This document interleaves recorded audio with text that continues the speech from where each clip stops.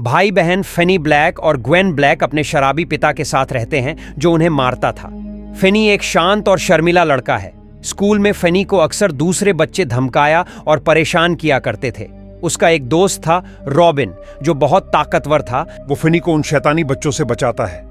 दूसरे स्कूल का एक लड़का ब्रूस, जिसे फेनी जानता था, वो सड़क से साइकिल से जा रहा था, जिसे ग्रैबर नामक एक आदमी किडनैप कर लेता है। फेनी की बहन ग्वेन, जिसे अपनी मरी हुई मां की तरह ही मानसिक सपने आते हैं, ग्वेन ब्रूस के किडनैपिंग का सपना देखती है और देखती है कि उसे काले गुब्बारे वाली एक काली वैन में एक आदमी ले गया है।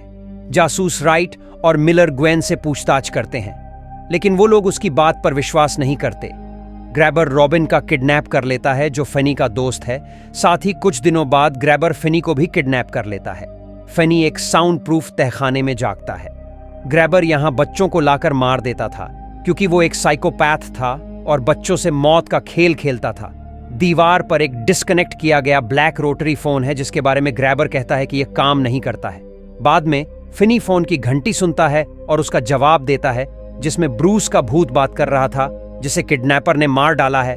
वो फेनी को एक फर्श की टाइल के बारे में बता रहा था जो निकल सकती है, जिसमें खोद कर वह बाहर निकल सकता है। ब्रूस ने कोशिश की थी, पर ग्रैबर ने उसे पकड़ लिया और मार दिया था। ब्रूस के मुताबिक फेनी टाइल्स को देखता है तो वह सचमुच निकल सकती थी। वो टाइल्स को हटाकर उसके नीचे मिट्टी खोदने लगता है और मिट्टी को टॉयलेट में फ्लश कर देता है। ग्रैबर के आने के समय वो गड्ढे को चादर से ढक देता है। फेनी की तलाश में पुलिस की कोशिशें चल रही थीं। ग्रैबर फेनी का खाना लाता है और बेसमेंट का दरवाजा खुला छोड़ देता है। फेनी चुपके से बाहर निकलने की तैयारी करता है, लेकिन इस बार बिली नामक एक लड़का उसे कॉल करके रोक देता है। वह समझाता है कि यह एक खेल है जो ग्रैबर खेलता है, और अगर फेनी बेसमेंट से बाहर निकलता है तो वह बेल्ट से उस पर हमला करने के लिए ऊपर इंतजार कर रहा है। इसी तरह उसने बिली को बेल्ट से मार मार कर उसका खून कर दिया था। बिली उसे बेसमेंट की खिड़की से बाहर निकलने के लिए एक रस्सी का पता बताता है जो उसने ढूंढी थी। चढ़ते समय फेनी खिड़की की सलाखों को तोड़ देता है, जिससे वह वापस ऊपर नहीं चढ़ पाता। ग्वेन बिली के किडनैप का सपना देखती है और अपने पिता को बताती है। राइट और मिलर मैक्स नामक एक सनकी आदमी से बात करते हैं, जो अपने भाई के साथ उस इलाके में रह रहा है। मैक्स भी उन बच्चों को ढूंढने में मदद करना चाहता था, लेकिन उसे पता नहीं था कि उसका भाई ही ग्रैबर है और फेनी को मैक्स के ही बेसमेंट में रखा गया है, जिसके बारे में उसे पता नहीं है। ग्रैबर फेनी की ईमानदारी का टेस्ट लेता है। वह ऐसा दिखाता है जैसे कि वह फेनी को जाने देगा।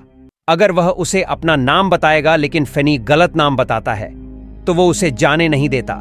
फेनी ग्रैबर के एक अन्य शिकार ग्रिफिन से फोन पर बात करता है। ग्रिफिन फेनी को एक ताले का कोड दिखाती है, जो उसके ही साइकिल का ताला था, और उसे बताती है कि ग्रैबर ऊपर सो गया है। फेनी चुपके से ऊपर जाता है तो सचमुच ग्रैबर सो रहा था और दरवाजा खोलता है, लेकिन ग्रैबर का कुत्ता उसे जगा देता है। फेनी सड़क पर भाग जाता है, लेकिन थोड़ी दूर भागने के बाद वह उसे पकड़ लेता है।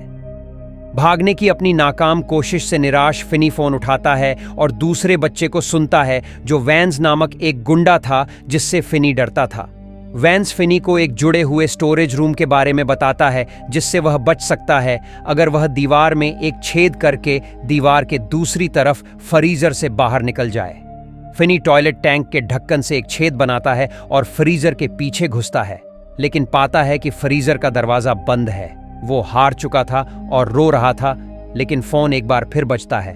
लाइन पर उसका दोस्त रॉबिन होता है। वह फेनी को दिलासा देता है और उसे आखिरकार खड़े होने और खुद के लिए लड़ने के लिए मोटिवेट करता है।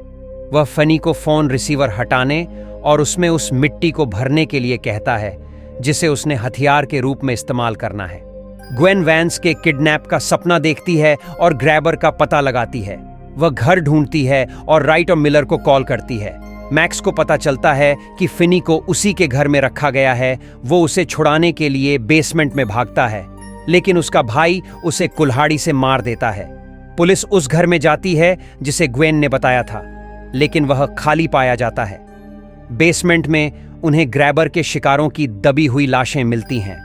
ग्रैबर ने फेनी पर कुल्हाड़ी से हमला किया, लेकिन फेनी ने रस्सी से ग्रैबर को गिरा दिया, जिससे वह फेनी द्वारा खोदी गई सुरंग में गिर गया और नीचे रखी खिड़की की सलाखों में उसका पैर फंस गया और टूट गया। फेनी उस पर लगातार हमला करता है। फोन बजता है और मरे हुए बच्चे फोन पर ग्रैबर का मजाक उड़ाते हैं। फिनी फोन की रस्सी से उसकी गर्दन तोड़ देता है, जिससे उसकी मौत हो जाती है। फिनी फ्रीजर से मांस लेकर कुत्ते का ध्यान भटकाता है और ताला खोलकर घर से भाग जाता है।